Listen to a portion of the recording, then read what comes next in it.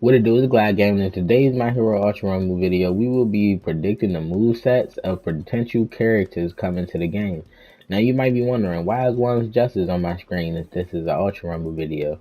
Well, everyone who pays attention knows that the people who are making Ultra Rumble also made One's Justice.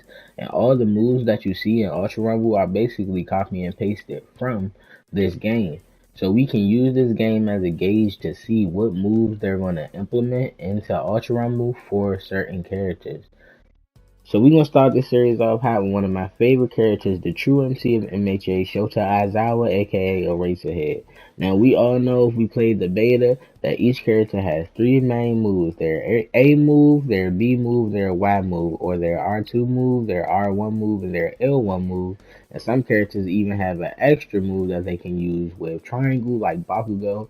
He can fly with Triangle, or Deku can pick a character up if they're down with Triangle. So we're going to use this video and use this game to figure out what moves will go where and how I think they will implement these moves into Ultra Rumble. So starting with Aizawa, I believe his R2 move, his bread and butter projectile, will just be his natural binding cloth grab. And I believe from that he will pull characters into him.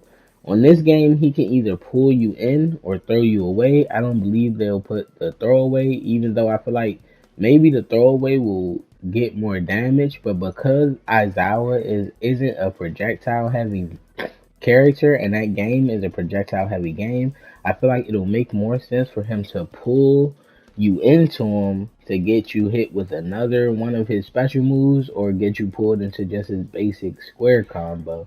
So I believe his R2 should definitely be his simple binding cloth grab. It should do damage on the initial hit, and when you pull a character in, that's where you get the rest of your damage from. Next, for his R1 move, I believe his R1 move will be this kick right here. This simple up kick is triangle in this game.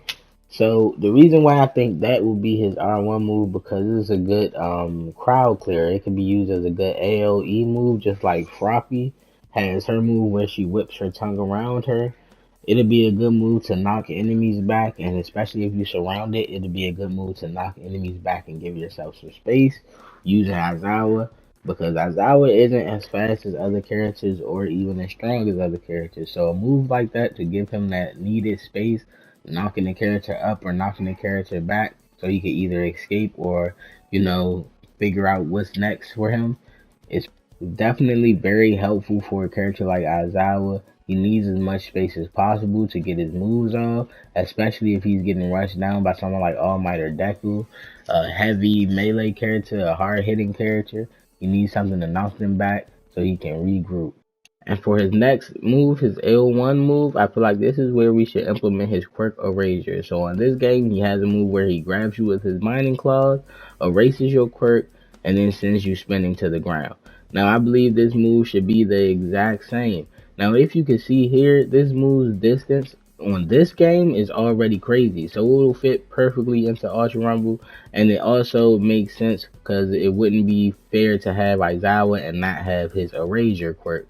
So that move is guaranteed to make it in. Now if it makes it in this slot, we don't know. That's why this is called a prediction video, but it definitely, I feel like it should be his L1 move, and it definitely should be used in a way where though it's not too OP. So I feel like if he erases your quirk, the cooldown for that move should be longer than the actual initiation of the erasure. However long the erasure lasts, the cooldown should be longer than that. Not too long, but not too short. But if you can see here, this move goes far as fuck. So it'll be perfect, and I believe it should definitely still keep that animation where he spins the character to the ground, giving Aizawa time to close distance or giving his teammate time to close distance. Because if he can just erase your quirk from that far away and then you just run off, he basically gets nothing out of using his quirk. So he definitely should get that animation where he makes you spin to the ground.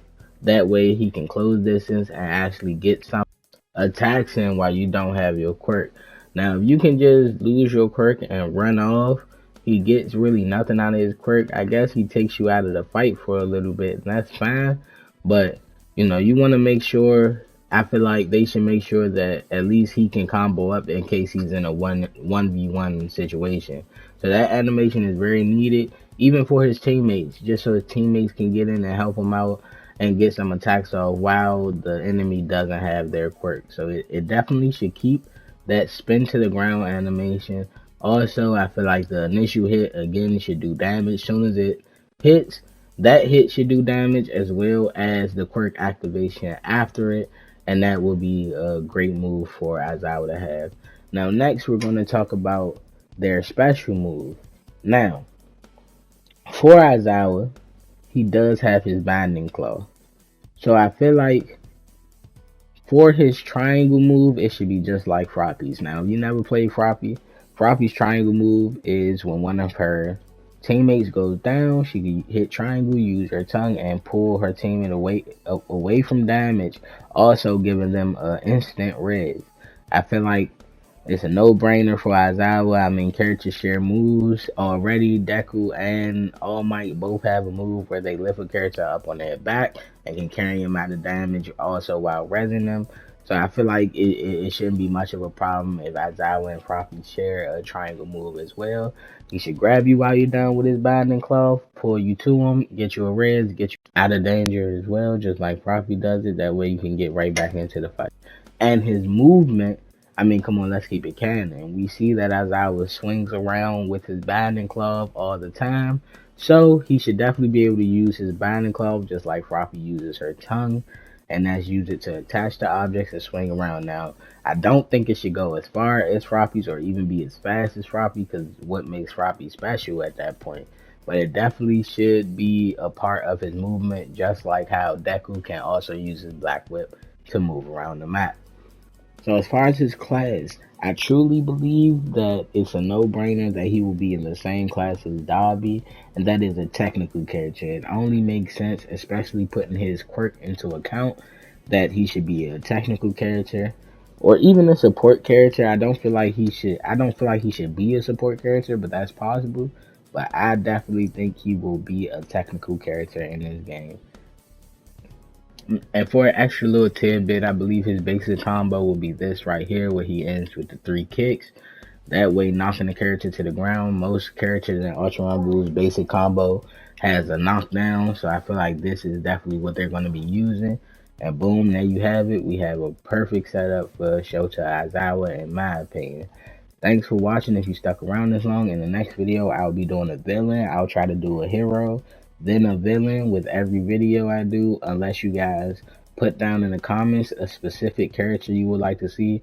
Then I will prioritize that character and make that video. These videos will be dropping every week.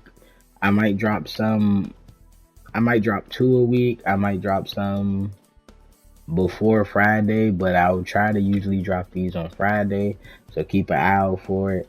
Let me know in the comments if you guys think my predictions are right, or if you feel like you would use another move in the places I put certain moves. Like, subscribe, and I'll see you guys in the next video.